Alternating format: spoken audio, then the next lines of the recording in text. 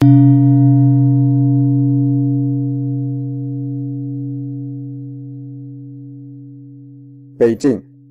Li Keqiang, the new premier of China, vowed to tackle corruption and clear government, which includes, mind you, most schools, hospitals, banks, universities, companies, public transport, the courts, and the police. In unison, Li also wants to double the average income, and now it is time, I think, to elaborate on the fact that technically China has no concept of full salary. Some call it living wage. In this sense, it developed in the West alongside the idea of human rights.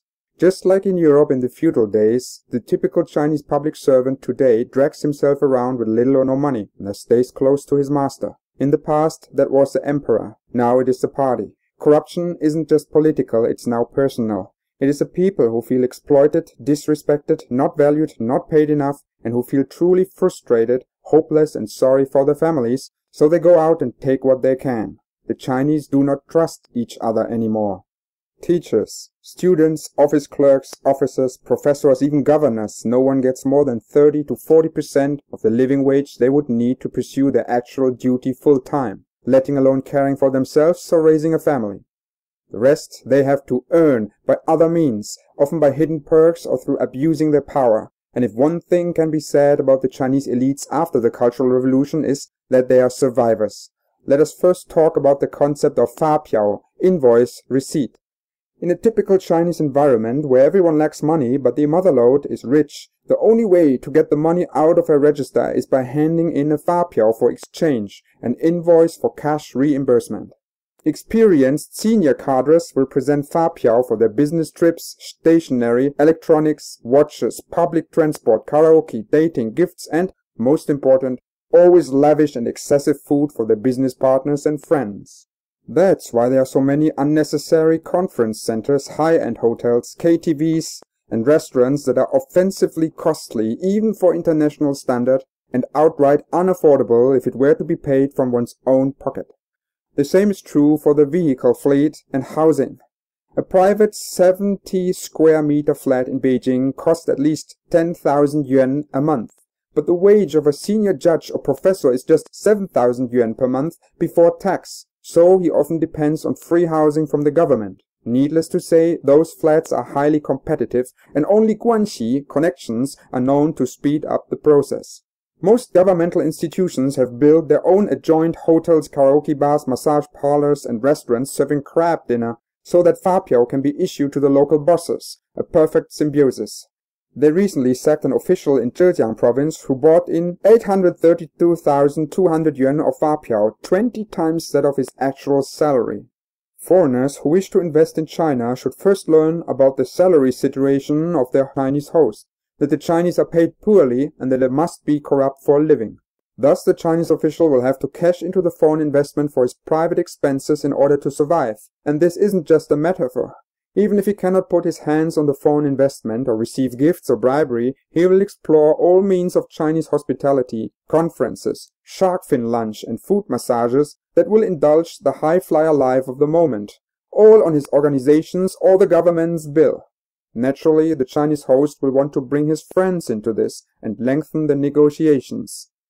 Foreign businessmen often assume that China is low budget, only to pay through the nose, every time. That's because they compare average salaries in China, barely $500 a month. Had they studied the culture, however, they would have realized that those figures are not full salary and that the foreign visitor, indirectly through the hospitality, is another source of income. Everyone who worked in China has often embarrassing experience with corrupt officials who earn less than they deserve and much less than they feel they deserve and thus transform into sly entrepreneurs. How else could they afford cars, homes, furniture, luxury goods, Harvard education for their kids, you have no idea, or traveling abroad? Asking for salary is considered bad sport, and it is still a tradition in Chinese elite universities, for example, that doctors and postdoctors live without meaningful income well into their 40s and intermarry, a modern version of the imperial eunuchs. They live on allowance for campus food and subsidized on-campus lodgings. Some Chinese commentators and most foreign companies that operate in China will argue that, according to the law of supply, there are simply too many Chinese on the market, making their labor cheap. Often, you don't have to pay them wages at all. covering their minimum living existence is quite suffice, like the contracted migrant workers who sleep on bunk beds and shower only once a week. To this I reply that we would still need to have universal concepts of living wages, just like we need to have a concept of human rights, because otherwise, simply put, China will never learn to respect human dignity and may one day even decide that foreigners, the other 80% of the world, can be seen as plenty and cheap too.